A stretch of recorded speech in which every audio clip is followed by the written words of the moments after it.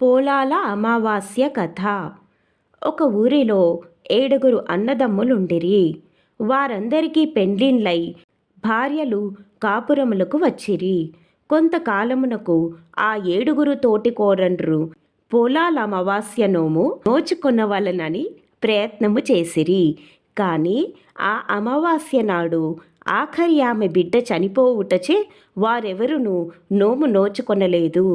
ఆ విధముగా వారు 6 సంవత్సరములు నోము నోచుకొనుటకు ప్రయత్నము చేయుటయు ఆఖరి ఆమె బిడ్డ చనిపోవుటయు అందుచే వారికా నోము నోచుకొనుటకు వీలు లేకపోవుటయు మిగిలిన 6 ఏడవ ఆమెను దుమ్మెత్తిపోయుటయు జరుగుచుండెను. అట్లే 7వ ఏట కూడా వారందరూ నోము ప్రయత్నము చేసిరి. పూర్వము వలె ఆఖరి ఆమె బిడ్డ చనిపోయెను.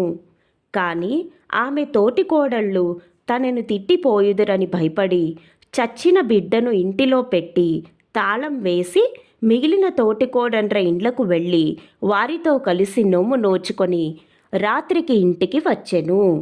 పిమ్మట ఆమె చచ్చిన బిడ్డ శవమును భుజము మీద వేసుకొని ఊరి చివరనున్న పోలేరమ్మ గుడి వద్దకు తీసుకుపోయి ఏడ్చుచుండెను.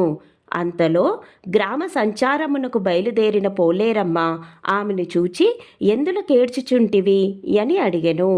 అందులకామె, అమ్మా, ఏడ్వకేమి చేయమన్నావు? 7 ఏండ్ల నుంచి ఏటికొక బిడ్డ చొప్పున నేను పోలేరమ్మకి అప్పగించుచున్నాను. ఈ బిడ్డ నేటి ఉదయమునే చనిపోయెను.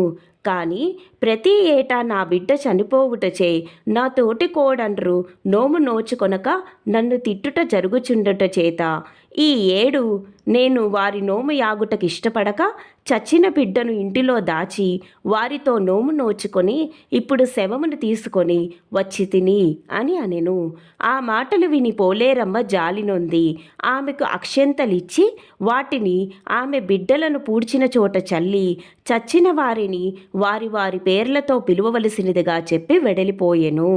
అమ్మవారు చెప్పినట్లుగానే ఆమె తన పిల్లలను పాతిన గోతుల మీద అక్షంతలను చల్లి చచ్చిన వారిని వారి వారి పేరులతో పిలువగా ఆ పిల్లలందరూ సజీవులై వెలుపలికి వచ్చిరి. అంతటా ఆమె ఆ 7 పిల్లలను వెంట పెట్టుకొని ఇంటికి వెళ్ళెను. తెల్లవారుసరికి ఆమె తోటికోడళ్ళు ఊరువారు ఆ పిల్లలను చూచి వీరెక్కడి నుండి వచ్చిరి అని అడుగగా ఆమె గత రాత్రి జరిగిన విషయములను తెలిపెను.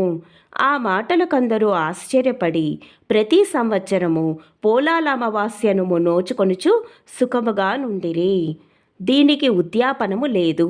ఇది అందరునూ చేయవచ్చును. పోలాల అమావాస్య కథ సమాప్తః. పోలేరమ్మ దేవతార్పణమస్తు.